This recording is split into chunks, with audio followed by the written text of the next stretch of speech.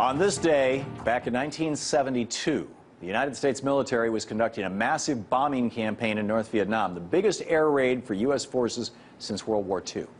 It was informally known as the Christmas bombings. At the time, however, Americans didn't know that another bombing campaign took place over Indochina as well. It was kept classified until 2000. The purpose of the secret bombing was to attack sanctuaries of North Vietnamese insurgents in Cambodia. It didn't work, and insurgents kept streaming across the border. What the bombing did do, however, is succeed in destabilizing the Cambodian government at that time, creating a huge power vacuum and paving the way for Pol Pot and the genocide of well over 2 million people. Lesson learned: more war never brings about peace. Now let's fast forward to today. We're fighting a war in Afghanistan and having a difficulty stopping insurgents from coming across the Pakistani border. According to an article this morning in the New York Times, U.S. military commanders are trying to remedy this problem by calling for expanded attacks in Pakistan, including using ground forces. Consider that, ground forces. That's called an invasion. Pakistan is an ally, and a nuclear-equipped one at that. Now, the U.S. has been secretly conducting attacks in Pakistan with unmanned Predator drones and special combat forces for quite some time now.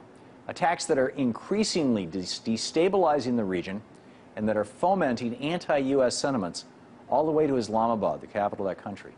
Sentiments that are now threatening to even topple the government of our ally, Pakistan, that has nuclear weapons. How often do we have to say that? So can a U.S. invasion of Pakistan, our ally, really work to bring about peace faster? I mean, is it even possible?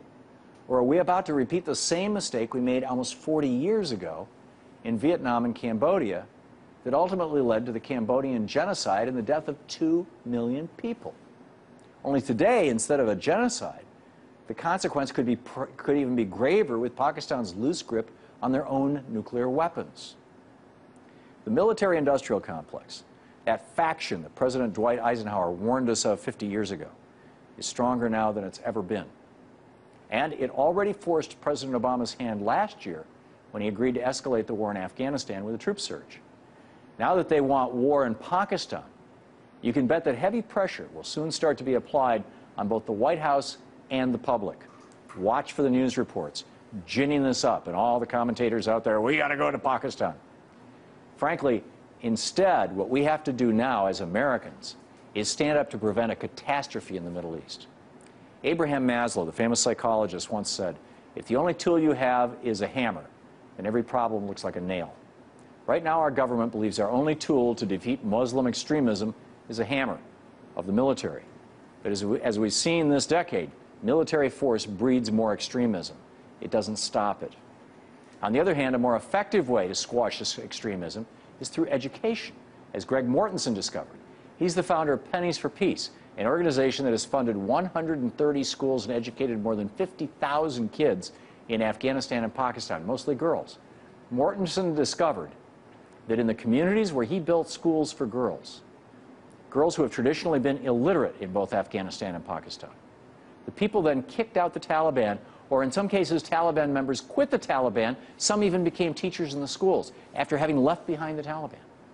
As incredible as it may sound at first, simply by educating women and girls in cultures where traditionally they had no access to education, you greatly reduce extremism, religious extremism.